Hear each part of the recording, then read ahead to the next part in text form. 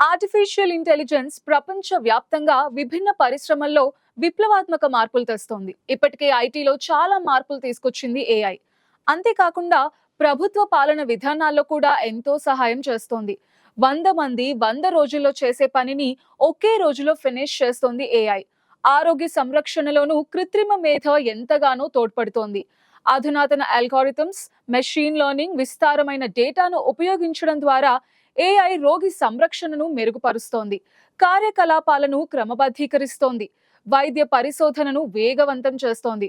ప్రాథమికంగా వ్యాధి గుర్తింపు నుంచి అందుకు అవసరమైన చికిత్సల వరకు ఆరోగ్య ఫలితాలను మెరుగుపరచడంలో, ఆరోగ్య సంరక్షణను మరింత అందుబాటులోకి తీసుకురావడంలో కృత్రిమ మేధ ఒక గేమ్ చేంజర్ గా నిలుస్తోంది.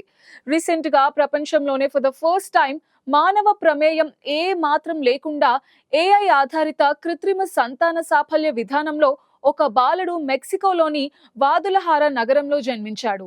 న్యూయార్క్ వాదులహారకు చెందిన వైద్య నిపుణులు సాధించిన ఘనత ఇది.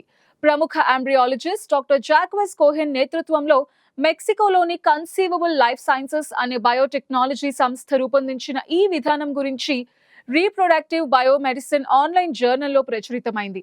సహజంగా సంతాన భాగ్యం పొందలేని దంపతులకు వరంలా 1990లో ఇంట్రాసైటోప్లాస్మిక్ స్పెర్మ్ ఇంజెక్షన్ విధానం అందుబాటులోకి వచ్చింది. నాటి నుంచి ప్రపంచ వ్యాప్తంగా కొన్ని కోట్ల మంది ఆ విధానం ద్వారా పిల్లల్ని పొందారు. మహిళ అండంలోకి మాన్యువల్ గా వీర్య కణాన్ని ఇంజెక్షన్ ద్వారా పంపే ప్రక్రియ ఇది. ఇందులో మొత్తం 23 దశలు ఉంటాయి. అవన్నీ అత్యంత సంక్లిష్టమైనవి. ఏ దశలో చిన్న తప్పిదం జరిగినా ప్రయత్నం మొత్తం వృధా అయిపోతుంది. అందుకే అత్యంత నిపుణులైన ఎంబ్రియాలజిస్టులను మాత్రమే ఇందుకు వినియోగిస్తారు.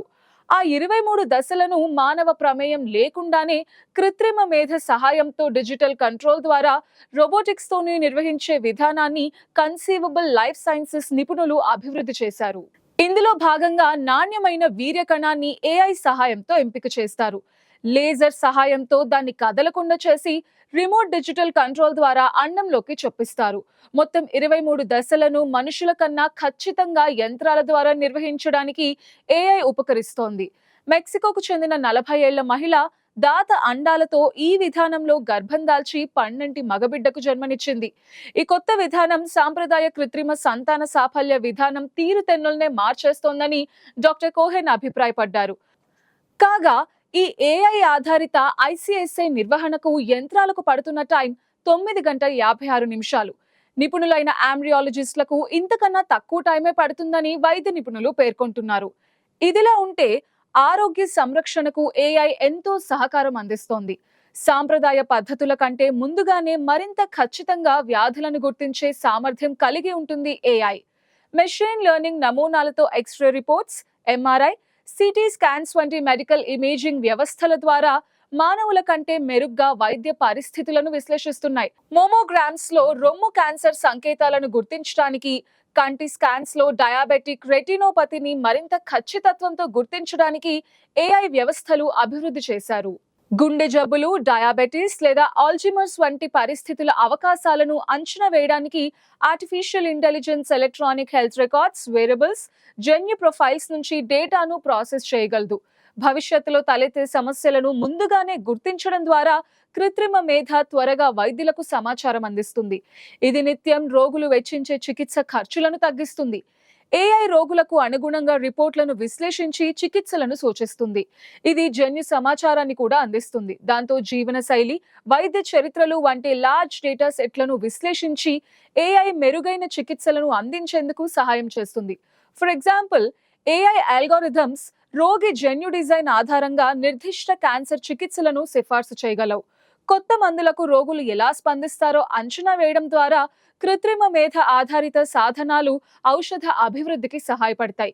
ఇది క్లినికల్ ట్రయల్స్ ను వేగవంతం చేయడానికి తోడ్పడుతుంది.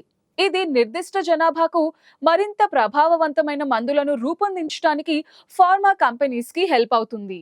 ఆర్టిఫిషియల్ ఇంటెలిజెన్స్ వైద్య ఆవిష్కరణల వేగాన్ని పెంచుతోంది. విస్తారమైన శాస్త్రీయ పరిజ్ఞానాన్ని విశ్లేషించడానికి పరిశోధకులు కృత్రిమ మేధను ఉపయోగిస్తున్నారు.